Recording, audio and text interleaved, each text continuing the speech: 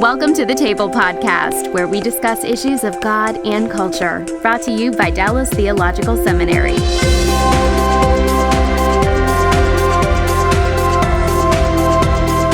Let's move on to values. Values are, well, let me ask it this way.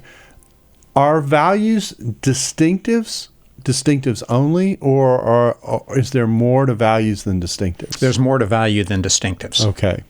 Distinctives might be how you flesh out your values, or... Well, I look at values as values are distinctives in and of themselves. Okay. And that's what actually caused me to ask the question. Okay. So yeah, they are distinctives, but they are. It's so interesting to do this because you can sit down and we'll have a church work through its values, and they come up with values. Mm-hmm. We know what they are, but they generate that list of values, and then we'll have them evaluate it, and we'll say, hey, what's missing here? And we'll use Acts 2, where I think there are a number of values that come out there. But what's missing here? And then we'll also now say, are all of these inward or outward focused? Mm-hmm. And what do you think? They're usually inward focused, and it gets real quiet. You can hear the pin drop. Uh-huh. And then, again, what's missing? And they'll say, well, and we're after actual values. Right. We don't want aspirational. We do go after aspirational values, but we're after what are your actual values. We want to discover those, and then we ask what's missing, and then they may say evangelism, and so that becomes an aspirational value of the church. So you get at this by asking the question, what makes First Baptist in your view? Is that kind of how you get there? Yeah. What's unique? But we do have them take a values exercise. I've come up and I've created a list of values. There are, over 20 values on there. And what they do is they take that and they mark what they think is and is not. They work off this sheet, so we kind of prompt them. It's a what we call a prime the pump exercise. And they take this values inventory, and the question is, which of these are your values? And so once they come up with that, then we have some recorders, and the people call them out and they write them down. They put them up on a whiteboard. And then we go through those and say, now take off the values that aren't really your values. And we try to get down to what their actual values are. Now, I'll tell you a gut reaction I had in reading this section and actually different parts of the book, and that is your lists are very, very thorough. They're comprehensive. Yeah. You go in there and you say, here are 25 verbs to choose from in doing your mission statement. Here are 30 values you could be discussing, that kind of thing. Your goal in doing that is to I take it, not overwhelm someone, which you might get the feeling when you read the list. And it happens sometimes. It happens sometimes. Yeah, but the flip side is to get you to say, here is a large sample of possibilities. Now I want you to figure out what you are out of this. Yes, exactly. Okay. And then they call those out, and there will be different ones, and then they come back and we discuss those in a group. And this is wonderful because you see these people talking like they've never talked before about their church and what they think is important. Because you've given them categories to work with. We've given them categories to work with, see? And they will disagree with one another, but I give them 1 to 2 minutes to debate it. No longer than that. I'll cut them off because we can be there all week. That's right. So Mary Lou... Plus you want everyone walking out of the meeting live. Mary Lou says, she's raised her hand, she said that evangelism is a value of our church. And right away somebody will challenge that, especially if it's not the case. Right. And I'll say, well, Mary Lou, why do you think it is? And then Charlie, why do you think it's not? Within a 1 or 2 minute debate there. But they get to interacting, and they don't get upset with one another. It's just it's a marvelous time where they get to know one another, and they discover a little bit about themselves and their church. And as they then when they're done, when they've said these are the 5 or 6 things that characterize who we are, now you step back and you look back and you say, all right, what's in there? I see that's in there, but are there things that not in there that ought to be in exactly. there? Is that another step? So we give them certain key values such as evangelism, worship, biblical instruction, some of those things. And we ask, should that be reflected in your values? Is that aspirational or not? Yeah. And so they will respond to that. And I've had them for a while. I wouldn't let them have any aspirational values. And I had one group that just pleaded with me, let her. So I said, okay, two of them can be aspirational, but you've got to work on them because if it's aspirational, we want it to be actual.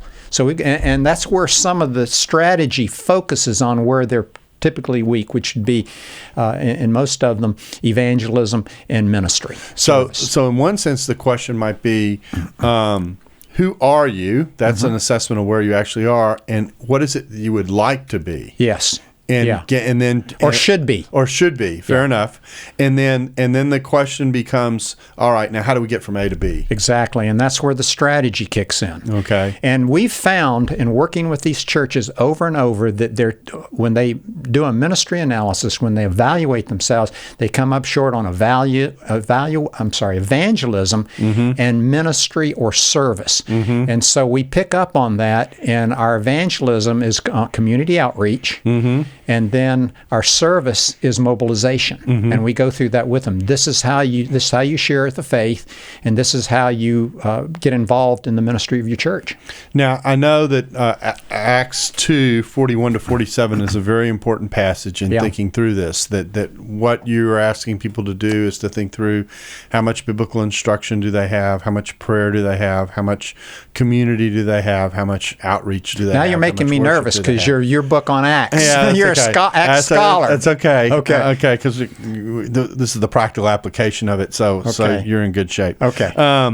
But basically, those are the five things you're looking to balance. Yes. And when you do that, you can see some churches are very, very good at instruction. In fact, most of the churches I would imagine that you're working with are very good at instruction. They are well on the way of trying to encourage people to discipleship, but the mission part of what they do is generally where the weaknesses show up. It is. Yeah. Yes. So how do you encourage a church? Let's just assume that that's the model that we're normally dealing with, and I suspect that there could be lots of people listening to us who are pastors or are leaders in churches where they go, the discipleship, our people are growing, they're walking with God, they're doing okay in that regard, but this mission thing just seems to be this hurdle that we just can't get over.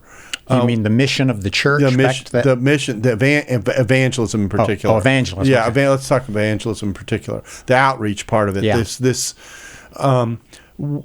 What do you encourage churches to think about to get over that one over the mission wall? Yeah. One of the things I like to do, and this is in the community outreach section, is one of the things I'll do, as I said, self-identify. You need to really self-re-identify.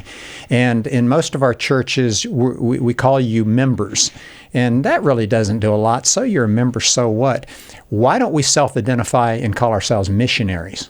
Because we look at ourselves completely different when we do. Disney World caught on to this. They don't have employees. They don't have personnel. They have the cast. And they self-identify as cast. I'm not one who picks up trash off the grounds. I'm a part of the cast. I'm a part of the show. And so that's one thing, if you're asking for little ideas about how we do this, that's one thing. We ask them to self-identify as missionaries. The pastor and the staff are trainers of missionaries, and we are missionaries. We are the one to share our faith. And so if we begin to think of ourselves as missionary, if we're going over to the Landry Center to work out over there, and I'm looking at this person that's taking my card and giving me a key for my locker, but I'm a missionary, I'm going to look for an opportunity the next time to share faith with them. Yeah. And so that's one little trick that we do. That's good. I have a similar picture when I talk about this in the church. I like to use the picture of the ambassador. Yeah. An ambassador lives in an embassy, but I guarantee you he doesn't live and spend all his time in the embassy. Exactly. He's getting to know that culture. He's getting to know the country. He's getting to know the people that he's living with. And actually, I think the picture is biblical because obviously Christians are said to be citizens of heaven. In one sense, we're said to be aliens in a strange land. Exactly. We're portrayed as being ambassadors, that kind of thing. And so if you think of it in that way, where you're, I'll make a metaphor out of this. Your life as an individual is an outpost of the presence of God. Yes. And so that means that I don't do my job when I'm just hanging out with other outposts. Right. Well, we ask them to take and keep also put their mission statement of their church on a card and keep it in their wallet, so that, for example, every time I go to the Landry Center, I have to open my wallet to get my Landry Center card out, and there's my mission statement there, reminding me that I'm a missionary and the mission of my church, which is to reach people, to reach this person on the other side of the desk. That's great. Well, let's come to the last phase here that we're going to talk about, and that is the whole strategy part of this. So we've been in the room, we've met, we've talked, we've come to encourage one another. This is where we want to go. This is what we're doing. This is where we want to go. This is what it's going to look like. Here's what drives us, that makes us who we are, but we aren't where we want to be. Now what? Okay, well, are you talking about implementation? Yeah, I'm talking about strategy section, the section on development of strategy. Well, again, the strategy is there to answer the question how. Our mission tells us what, our vision gives us an idea of what it's going to look like, whereas our strategy talks about how we're going to do this. And so what I've come up with are 5 steps of strategy. The first one we've talked about, which is community outreach, which is basically evangelism. The second one is disciple making. The third one is mobilization. How do we get people involved in ministry? And each one of those, we're trying to hit key areas where there's scripture behind them. I've tried to organize strategy and the whole strategic planning process around certain key passages, and I'm trying to give them organization and form is what I'm trying to do here with the strategy, and as well as the mission and the vision.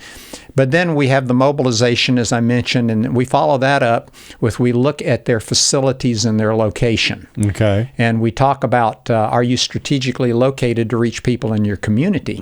I like to hit them with the sovereignty of God here and say there's no accident some of these people live in your community where you are. You may have never thought of that, but God is behind their moving into the community where your church can reach them. And so we do a little bit of that with them, and we talk a little bit about the size of their church or the grounds, and how many people they can get involved there, parking. We do a little bit of work on that because some of them are growing wonderfully, and they have not thought about those things, and they have outgrown their property, their situation. They don't have parking. People are turning around and going elsewhere. And then the final area that we look at are finances. How are we going to fund this? And I find that this is where a lot of pastors come up short. This is where our students come up a little short. So I spend some time with them on the funding side. Who's responsible for raising funds? How much? What does that look like? And then how do we go about fundraising? Pastors, I found they need to be fundraisers. The congregation looks to them, whether it's biblical or cultural, they look to them to raise money. And so here at Dallas, we train them, and then we train pastors out there to know how to do that. So part of actually successfully getting a vision implemented is the ability to understand what it's actually going to take practically to financially pull it off. Yes, exactly. And again, we don't think about those kinds of things, but that's right in there. Let me give you a scenario of a church that I'm pretty familiar with that I think has caught itself is caught in kind of a catch-22. It's a church that probably was planted in the 1960s. It's located in a suburban neighborhood of an average size American city. It can hold probably about 250 people. It's located in a corner, tucked away in a neighborhood, not very visible. It's not on a major corner. You'd have to drive in to find it. It's landlocked. Okay, there's no place to grow. Okay, and the demographics of their community has changed significantly from the time when they planted the church, so that now the community that lives around them is very different than the community that moved into those homes originally. And they're kind of stuck. I don't know how else to say it. Is part of location assessment asking the question, can we do our mission given where we're located and what our facilities are? Yeah, that has to be dealt with. And that was prime property probably when they planted the church Exactly. and eventually moved there. But as you're right, things have changed, and they have to evaluate that. One of the challenges is do we move? Mm-hmm. Do we stay here? What do we do? And why not stay here and try to reach the new community? But in reality, they're probably not going to do that. So another challenge for them would be to take someone who is of the same ethnicity as the people in the new community, have that person become the pastor, or at least reflect those people on your staff or whatever, and then the people in the community might be more open to coming. Of course, I like to ask the question, why would somebody come to your church in the first place? Right. Based on all that's taking place out there, all the entertainment that is available to people on Sundays or Saturday nights, why would they want to come to your church to begin with? And I think you've got to ask that. And they might say, well, the pastor is like us. Yeah. Or you have people on the staff that are like us. A lot of these churches, though, are relocating out into suburbia where their people have moved. And I'm not saying, I don't think that's necessarily wrong. I think that's realistic. And then sometimes they will take off again. Another option is to plant churches. That church can stay there, gradually adjust to the new community culturally, and then sponsor church plants in its Jerusalem, the area, this geographical area for spiritual responsibility, and they can plant churches out there as well. Yeah, it's interesting because that church that I'm thinking about, the specific church that I'm thinking about, actually took probably about 10 years to make a decision to move because they had tried, fresh demographic outreach in the new area with the change, et cetera, and it just hadn't taken them anywhere. It's not an unusual scenario by any means. Well, it's not all that different from a young person versus an elderly person. Two different worlds. The same thing here, socially. Two different worlds. I mean, some people are interested in some things, other social groups are interested in other things. Now, so when we put this all together, okay, we've done the mission, we've looked at the vision, we've taken a hard look at the values, and now we've got a strategy for putting this all together. The way we distinguish between what we're doing, and you did this earlier, but I'd like to go back over it because I think it's important, is missions, what we're supposed to be doing. Yeah. Vision is what will it look like? Yeah. What are we aiming at, where are we going, and why is it worth going? That motivates me to want to go there. Why is it worth going there? Okay. The values are why are we doing it, and what will we use to drive it? We didn't really talk about this enough, and that is values really are the. Well, maybe this is a good metaphor. Maybe it isn't. I'll let you evaluate it. Values are kind of like the gasoline that drives. Or the engine. Okay, the engine. Okay, that both drives and guides. Okay, that's the other word I was looking for. So, for example, is evangelism a valuation or not? If it is not a value, if it's not a value, it will not happen. Right. If it is a value, it will happen. Is worship a value? If it's not, it won't happen. It's that simple. Yeah. Wow. That's why the values identification exercise is so important. It just this is who you are. It strips you naked. Yeah.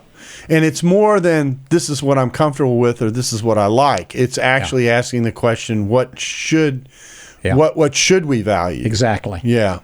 And they're beliefs. They're beliefs that become functional. But we don't need to go there. That gets into my culture book and my culture apple. That's another podcast. Another podcast. Yeah.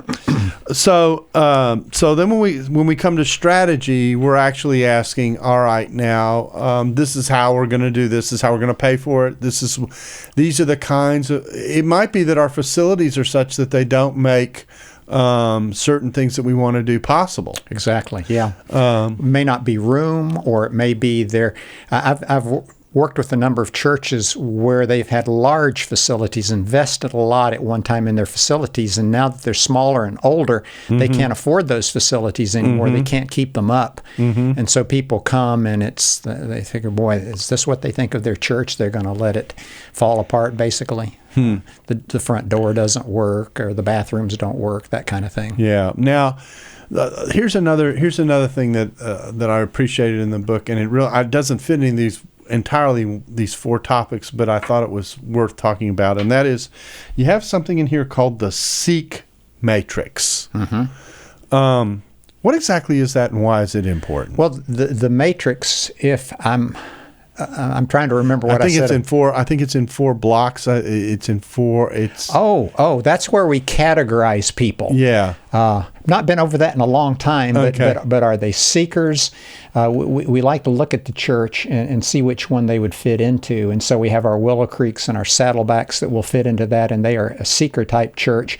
Others are I call them seeker-resistant. They're resistant to people like that. They're not interested in them. We're here to teach them the Word of God, and where they are really doesn't matter. And a lot of the churches that we've been talking about in terms of where they are versus perhaps where they need to move tend to be seeker-resistant churches. Right, or seeker-tolerant. Okay, seeker-tolerant. Now, that sounds a little softer. Yeah, that would be where I think, can I say this? Some of your Bible churches are. Yeah, absolutely. Cut me, I believe, Bible church. Yeah, okay? yeah. But I think some of them are seeker-tolerant. It's okay for lost people to come here, but boy, we're teaching Scripture, and we want them to get what the Bible has to say. So you're going to fit into who we are. Yeah. Yeah. Exactly. You're joining us. Yeah.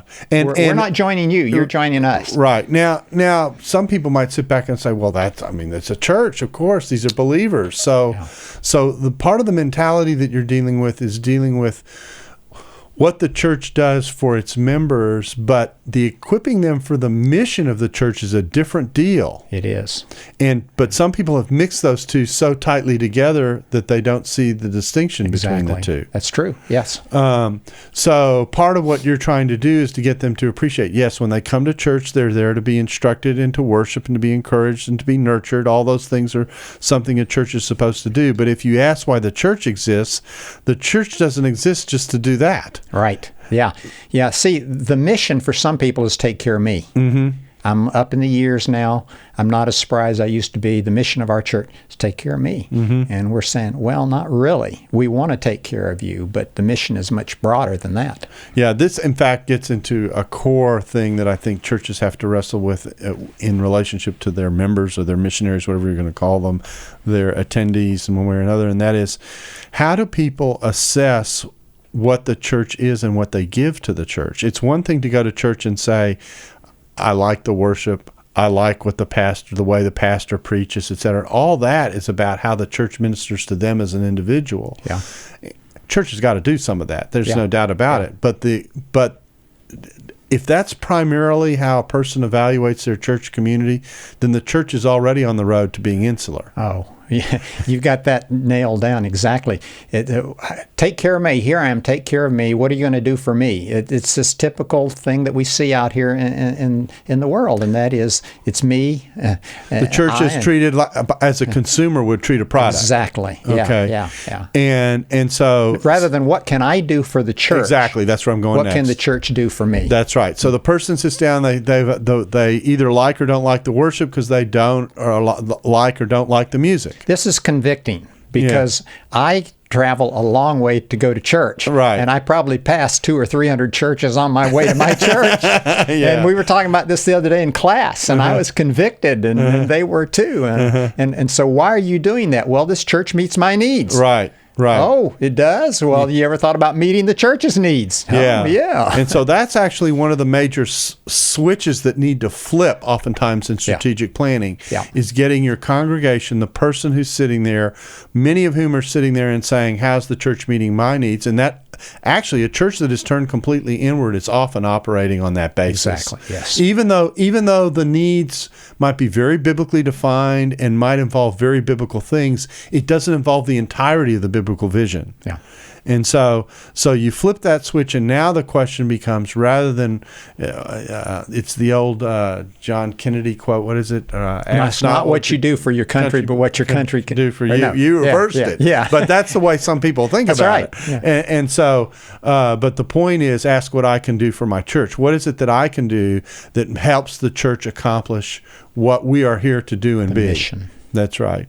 So the goal of this strategic planning ultimately is to help people almost switch the way. Let me back up and say it this way: we train people in our culture to be consumers. We go there instantly. We being businesses and others. Everybody. I got a product. Everything about our culture trains us to be consumers, and the customer is king. Yeah. That kind of thing. So then the consumer has the right to evaluate whether this service or this business is meeting his needs. We go there so naturally. That we're trained to go there. So the church is, in a sense, countercultural in one way by asking people to evaluate and come in and be a part of the church in a way that everything else that the society is training them to do and be does not train them to do and be. Yeah, exactly. Yeah. So part of what you do in your strategic planning, it seems to me, is to help your leadership understand that, help people think about how to flip that switch, and then ask how to get that switch flipped. And yes, encouraging them to go there. Yeah. And that we can talk about it till we're blue in the face. Everybody likes to talk about it. That's true. But when will we get involved? When will it happen? And so in the end, when you're assessing whether or not a strategic plan is actually being executed, which is kind of the last step we should be talking about, what kinds of things are you looking for in that area? And then a side question perhaps is, you will be adjusting as you go along. I mean, it isn't this vision and planning isn't static. Right. Yeah. You are developing it, and what we do, as I mentioned earlier, probably the number one thing we've got to understand that execution or implementation is probably the greatest obstacle. Mm-hmm. Because, again, people can get excited about what they've done, and they've done most of the work on this, and they can charge the community out there, but time wears away. Mm-hmm. And so how can we keep them excited? How can this become a part of who they are for the future? And so what we have done is, again, we have divided them up into teams. Mm-hmm. We have a strategic leadership team that basically works through the envisioning process, that does all that. And then we also create an implementation team and an execution team, whatever term you want to use. And they take responsibility for each of these, and they meet on a regular basis, and we have accountability built into that. And really, I guess the bottom line, Darrell, we go straight to the bottom line. It all gets back to leadership. Mm-hmm. It all gets back to the pastor. He's got to be behind it so that he's holding them accountable. He's constantly reminding them of what they're all about. He's got to cast the vision. He's got to remind them of the mission. Rick Warren says they've got to be reminded of the mission at least once a month. Yeah, that's right. An important point, because I think some people make we've done the meeting, we've done the planning, here's the plan, we present it in a congregational meeting, we've done our pitch. Yeah, can we go home now? Exactly, now we're done. No, that's actually just the launching point. Exactly. Yeah. Now we're launching, and they've got to understand that. They've got to be encouraged. They've got to be challenged over and over. You've got to make heroes out of your people that are doing it. Mm-hmm. You got somebody, you say, Darrell Bock, come up here, please, Darrell. Darrell, would you tell the church this morning about last weekend you were over at the elementary school, the public school, and what did you guys do over there now? Tell us about it. Well, you come up and you tell them, well, we went in and we painted the teachers' workroom, and the teachers had a party for us. Mm-hmm. They're in love with us now. Mm-hmm. And some of them are coming to church next week. Mm-hmm. I think that that makes heroes out of Darrell Bock. That's right. And if you have services that are very traditional in terms of what they normally have, where you don't have places for that kind of individual testimony, which some pastors will step back and say, well, that's kind of like advertising, whatever you want to call it. It's not happening. Well, the point is, no, it may be modeling.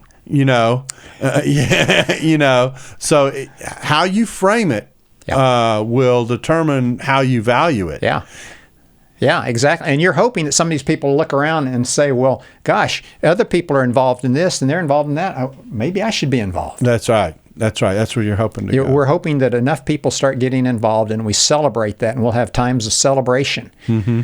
And again, we've got to keep this in front of them. It's got to be positive. It's got to be encouraging. Yeah. Well, Aubrey, I appreciate you taking the time to kind of walk us through elements of this. Obviously, we've moved very quickly. There's a lot more there to look at, but I think we've given people an overview of kind of what this is about. Just really appreciate the ministry that you've had in writing and in what you've been doing, and hopefully this will be useful to people as they think about either leading a church and they've listened to us, or maybe they're in a church and they're one of these people who have thought through, well, my church could be doing more or something better, and hopefully this will encourage people in that regard. So we thank you for being a part of the table today, where we discuss issues of God and culture, and our topic today has been strategic planning in your church. Thank you. Thanks for listening to the Table Podcast.